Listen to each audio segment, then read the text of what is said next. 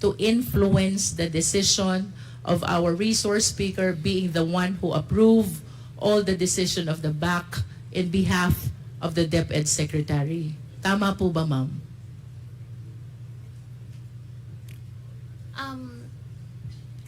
There was only one instance that I could recall na but there was no one spoke to me about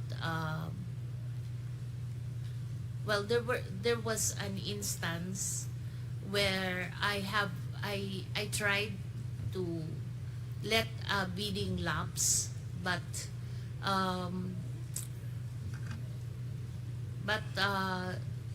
I ended up signing it because there was a protest.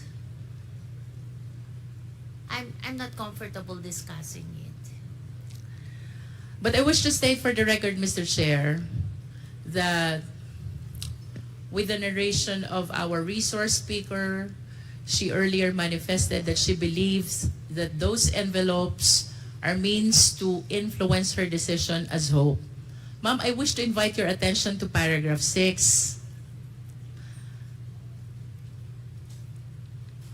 You mentioned in this paragraph that a certain attorney Reynold Monsayak suggested in the presence of 3 DepEd officials na pag-usapan na lang ang 2022 budget para hindi masayang. However, you firmly asserted that the procurement must be implemented and conducted in strict adherence with the rules. Do you confirm this? Yes. Can you please enlighten us? Sino po yung ibang DepEd officials present during this incident? Actually, it was 1 director and 2 consultants. Can you please state the names? The director was Director Resty Osias, and the consultants was Juna Soriano and Ferdinand. Forgot the family name. Where did this meeting happen, ma'am? Kanino pong opisina nangyari to? It was not in DepEd. I was having lunch. There was a training ongoing in one hotel. I don't recall anymore whether it's Linden or Discovery Suites, but it's just in Ortigas area. And I was having lunch with these people, and we were discussing a project. And then that's when I was approached. Does that project have something to do with the 2022 continuing fund? No, it was different. It was different. Yeah. But that lunch was shared with these 3 other DepEd officials along with Attorney Monsayak. No, Attorney Monsayak was not part of the lunch. I think he probably came out from the training, and then that's when he joined us. He joined you, and then to whom did he direct what he said? Na pag-usapan na lang natin yung 2022 para hindi masayang. Kanino po ba niya sinasabi ito? Sa inyo o dun sa 3 DepEd officials pa? It could be to me and the director, because Director Resty was also a member of the BAC. How about the 2 others? Are they members of the BAC also? No, they're not, because the consultants we were discussing a DepEd Guru program. It's an app that we were discussing. And can you enlighten us? Ano po bang naging reaksyon nung kasama nating director? Her name is Director? Osias. Osias. Well, I think his reaction was that parang, ba't niya sinabi yun, we're not, may other people there. I see. Parang ganon. Because those 2 other consultants are not part of the BAC. Yes. And did she accede to what Attorney Monsayak said? No. He's a very strict director as far as procurement. She did not accede. He did not accede. Yes. And kayo po, you asserted that the procurement must be implemented and conducted in accordance with the law. You said that. Yes po. And Attorney Monsayak heard that. Yes po. And after this incident, ma'am, what happened? I left na. I left already. You left. But you recall that after some time, kayo po ay kinausap na ni Miss Sulaika, ni Attorney Lopez, the Chief of Staff of Vice President Sara. Please enlighten us. What happened during that conversation? Parang a day, mga afternoon, I got a text. When I got the text, it was a familiar text because these were the same texts that is sent to those who are asked to leave as well. So when I saw it, I prepared what I should tell them and tell her.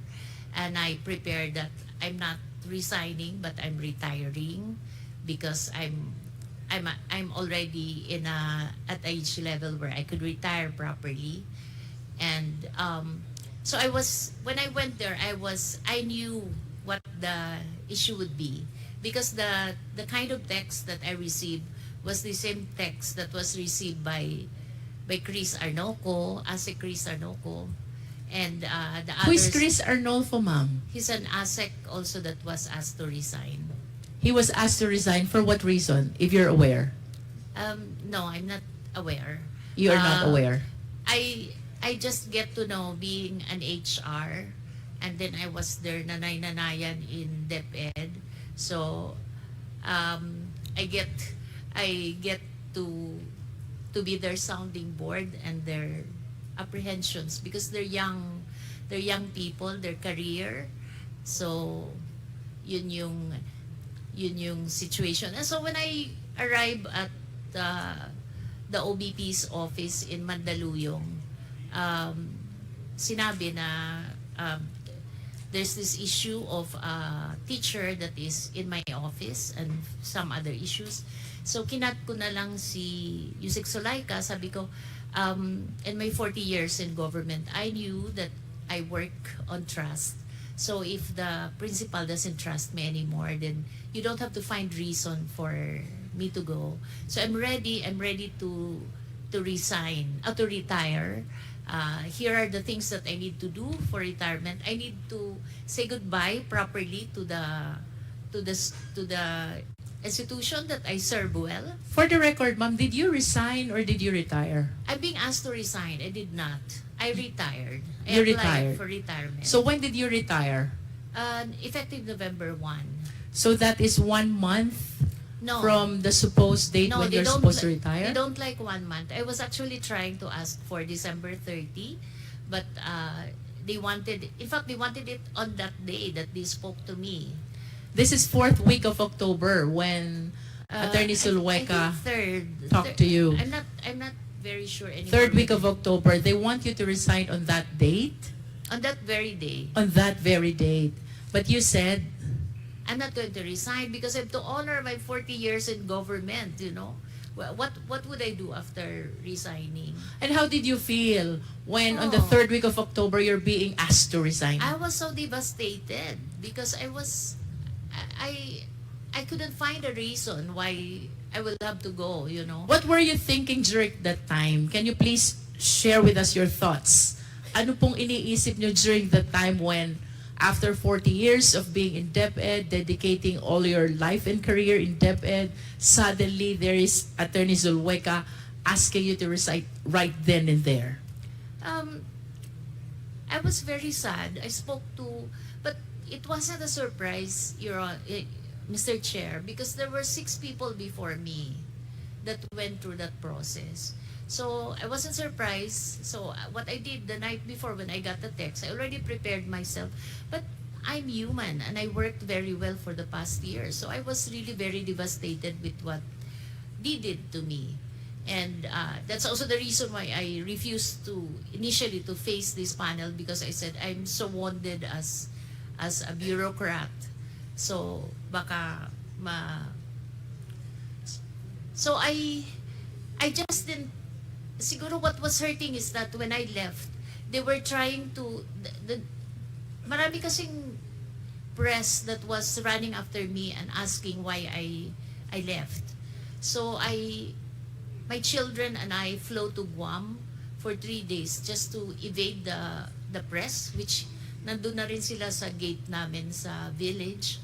And I think what was hurting is that they were trying to justify my departure by saying that I was favoring certain suppliers, which I told You don't believe that.